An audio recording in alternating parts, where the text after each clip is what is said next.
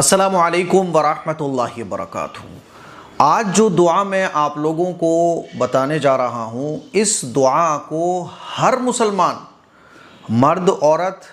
لڑکا لڑکی، بلکہ میں تو یہ کہوں گا کہ یہ دعا تو آپ اپنے بچوں کو بھی یاد کرا دیجئے۔ یہ دعا بہت پاورفل ہے، بہت طاقتور ہے۔ یہ دعا ہماری زندگی میں ہمیں ضرور یاد ہونا چاہیے۔ مرتبہ حضور علیہ الصلوۃ والسلام مسجد میں تشریف لائے تو ایک صحابی، انصاری صحابی کو حضور علیہ الصلوۃ والسلام نے مسجد میں بیٹھا ہوا دیکھا، افسوس میں، غم میں وہ مسجد میں بیٹھے ہوئے ہیں۔ تو حضور ان کے پاس تشریف لے گئے اور کہنے لگے، ارے بھائی کیا بات ہے، مسجد میں تم بیٹھے ہو، نماز کا ٹائم بھی نہیں ہے، کوئی ذکر و اذکار اور قرآن شریف کی تعلیم کا بھی وقت نہیں ہے، کمانے کا وقت ہے، لوگ دنیا میں بزنس وغیرہ میں لگے ہوئے ہیں، تم مسجد میں بیٹھے ہو، کیا بات ہے، سب خیریت تو ہے؟ تو وہ کہنے لگے، یا رسول اللہ کیا بتاؤں، قرضے اتنے ہیں کہ ختم ہونے کا نام نہیں لیتے، سوچتا ہوں کیسے ان قرضوں کی ادائیگی ہوگی، اور یا رسول اللہ پریشانیاں، غم اتنے ہیں کہ وہ غم بھی ختم ہونے کا نام نہیں لیتے ہیں، کیا کروں، بہت پریشان ہوں۔ تو آپ علیہ الصلوۃ والسلام نے ارشاد فرمایا، پریشان مت ہو، میں کچھ کلمات تمہیں سکھا دیتا ہوں، ان کلمات کو صبح شام پڑھنا، تمہارے غم ختم ہو جائیں گے، ٹینشن پرابلمز ختم ہو جائیں گی، اینزائٹی وغیرہ سب سے چھٹی مل جائے گی تمہیں۔ تو حضور علیہ الصلوۃ والسلام نے ان کو وہ دعا سکھائی اور فرمایا کہ اس کو پڑھ لیا کرو، صبح شام تو ضرور پڑھو، باقی تمہاری مرضی ہے۔ تو وہ انصاری صحابی کہتے ہیں کہ جب میں نے اس دعا کو پڑھنا شروع کیا تو اللہ تبارک و تعالیٰ نے اس دعا کی برکت سے میرے غموں کو دور کر دیا، اور غیب سے اللہ تبارک و تعالیٰ نے ایسے راستے بنا دیے کہ جتنے میرے اوپر قرضے تھے وہ سارے کے سارے قرضے بھی ختم ہو گئے۔ وہ دعا کون سی ہے، اسکرین پر آپ لوگ دیکھ سکتے ہیں، اللہم انی اعوذ بک من الہم والحزن والعجز والکسل والجبن والبخل وضلع الدین وغلبۃ الرجال۔ اس دعا کا ترجمہ ہے، اے اللہ میں تیری پناہ مانگتا ہوں فکر اور غم سے، عاجزی اور کاہلی سے، بزدلی اور بخل سے، قرض کے دباؤ اور لوگوں کے غلبے سے۔ اس دعا کا یہ ترجمہ ہے، اور اگر میں ایک ایک لفظ کو تھوڑا سا اگر آپ لوگوں کے سامنے ڈیفائن کروں تو آپ لوگوں کو پتہ چلے گا کہ اس دعا کے معنی اور اس دعا میں جو مانگا گیا ہے وہ کتنا بڑا ہے۔ مان لیجئے اگر ہم نماز، 5 وقت کی نماز پڑھنے والے جو لوگ ہیں، اگر وہ ہر نماز کے بعد اس دعا کو مانگتے ہیں تو دن میں 5 مرتبہ وہ اس دعا کو مانگیں گے، اور پورے مہینے میں 150 مرتبہ اس دعا کو مانگا جائے گا۔ چلو 100 مان لو، ہم جیسے گنہگار بھی اگر دو ٹائم بھی اگر اس دعا کو مانگ لیں اللہ سے دل لگا کر، تو 2 بار یا 3 بار، تو 100 بار مان لو پورے مہینے میں، پورے سال میں کتنا ہو گئے، 1000 بار۔ پورے سال میں چھٹی وٹی بھول بھی گئے کچھ بھی ہو تو 1000 بار۔ اگر پورے سال میں 1000 مرتبہ ہم نے اس دعا کو اللہ سے مانگا اور اللہ نے ایک بار اس دعا کو قبول کر لیا،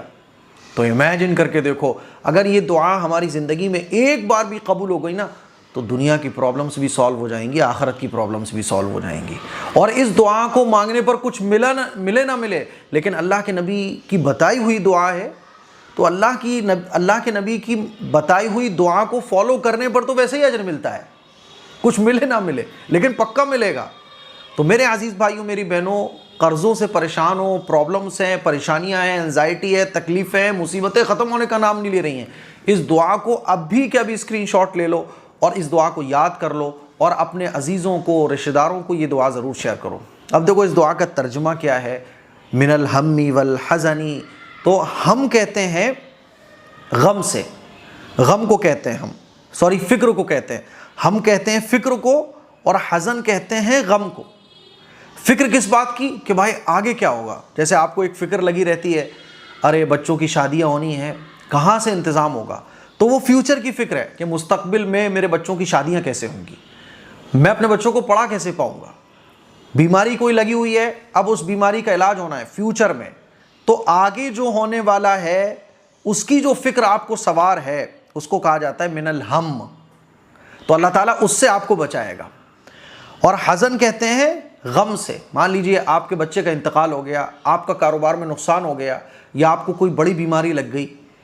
تو وہ لگ چکی ہے نا، پاسٹ میں جو کچھ ہو چکا ہے اس کا غم آپ کو لگا ہوا ہے، تو اللہ تعالیٰ اس سے تمہیں محفوظ رکھے گا۔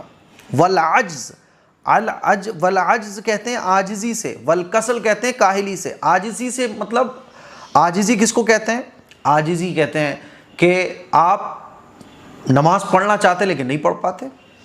آپ اچھے کام کرنا چاہتے ہیں لیکن نہیں کر پاتے، آپ صبح فجر میں اٹھنا چاہتے ہو لیکن نہیں اٹھ پاتے، آپ مسجد میں بیٹھے ہوئے ہو، کسی مولانا صاحب سے ملاقات کرنے کے لیے گئے لیکن نماز پڑھنے کا دل نہیں ہو رہا ہے۔ تو یہ جو روحانی امراض ہیں، یعنی روحانی بیماریاں، بغض، جلن، حسد، قرآن کی تلاوت آپ کرنا چاہتے ہو نہیں کر پاتے، اچھے کاموں کو آپ کرنا چاہتے ہو نہیں کر پاتے،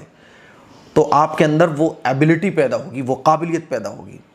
اور کسل کس کو کہتے ہیں؟ کاہلی سے، یعنی آپ کوئی اچھا کام کرنا چاہتے ہو، کر بھی سکتے ہو، لیکن سستی اتنی بھری ہوئی ہے جسم کے اندر کہ روزانہ سوچتے ہو کہ کل سے کروں گا، پھر وہ کل آتی ہے، پھر سوچتے ہو کل سے کروں گا، اور وہ کل آج تک آ ہی نہیں پا رہی ہے۔ تو اس سے بھی اللہ تعالیٰ آپ کو بچائے گا۔ دیکھو کتنی گہری اور قیمتی باتیں اللہ کے نبی صلی اللہ علیہ وسلم کی دعا کے اندر ہیں۔ والجبنی، جبن کہتے ہیں بزدلی سے، بزدلی دنیا والوں کا خوف، یعنی اللہ کے علاوہ، اللہ کا خوف تو اتنا نہیں ہے، دنیا والوں کا خوف بہت ہے،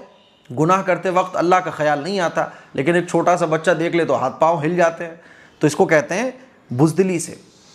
ایسے ہی آپ کسی فنکشن اور پروگرام میں گئے، آپ نماز کا وقت ہو گیا، ویسے نماز پڑھتے ہو لیکن لوگوں کے سامنے نماز نہیں پڑھ پا رہے کیونکہ وہ ایک بزدلی ہے۔ ایسے ہی سچ بولنے کی ہمت نہیں ہے آپ کے اندر، حق بات بولنے کی آپ کے اندر ہمت نہیں ہے نا۔ تو یہ تمام جو اچھے اور کاموں کی جو آپ کے اندر طاقت ہونا چاہیے، لیکن سماج اور معاشرے کے ڈر کی وجہ سے، مان لیجیے نکاح ہے، نکاح آدھا ایمان ہے، اور نکاح سادگی کے ساتھ کرنے کا اللہ کے نبی نے حکم دیا، لیکن آپ کے اندر ڈر ہے معاشرے اور سماج کا کہ بھائی رسم و رواج کو فالو کرنا پڑے گا، مجبوری ہے، تو یہ بزدلی۔ اور بخل کہتے ہیں کنجوسی، یعنی آپ زکوٰۃ آپ کے اوپر فرض ہے لیکن آپ زکوٰۃ نہیں دے پاتے ہو، مکمل طور پر زکوٰۃ نہیں نکالتے ہو کیونکہ آپ کے اندر کنجوسی ہے، اللہ کی راہ میں آپ خرچ نہیں کرتے ہو، سوچتے ہو کروں گا لیکن مال کی محبت ہے، تو یہ بخل یہ بھی ختم ہوگا اس دعا سے۔ اور وَزَلَعِ الدَّيْن، دین قرض کے دباؤ سے، قرض کا بعض دفعہ دباؤ ہوتا ہے، اتنا قرض کا دباؤ ہوتا ہے کہ لوگ ٹینشن میں، باقاعدہ لوگ، کتنے لوگ ایسے ہیں جو اپنی جان تک دے دیتے ہیں، تو قرض کے دباؤ سے بھی یہ دعا آپ کو محفوظ رکھے گی۔ وغلبۃ الرجال، اور لوگوں کے غلبے سے یعنی کوئی دوسرا آپ کے اوپر اتنا حاوی نہیں ہو پائے گا کہ آپ کی ایک پرسنل لائف ہی خراب ہو جائے۔ یہ اس پوری دعا کا موٹا خلاصہ ہے جو میں نے آپ لوگوں کے سامنے رکھا ہے۔ تو اس دعا کو ابھی یاد کیجئے، اپنے بچوں کو یاد کرائیے، خواتین یاد کریں، اور اس دعا کو اگر یہ پرابلمس نہیں بھی ہیں تب بھی پڑھنا شروع کر دو، تاکہ اگر پرابلمس نہیں ہیں تو وہ آنے سے پہلے ہی آپ کے بیچ میں رک جائیں، اور یہ دعا جو ہے نا ایک رکاوٹ بن کے آپ کے سامنے کھڑی ہو جائے۔ اس دعا کو شیئر کریں، دوسروں تک پہنچائیں۔ السلام علیکم ورحمۃ اللہ وبرکاتہ۔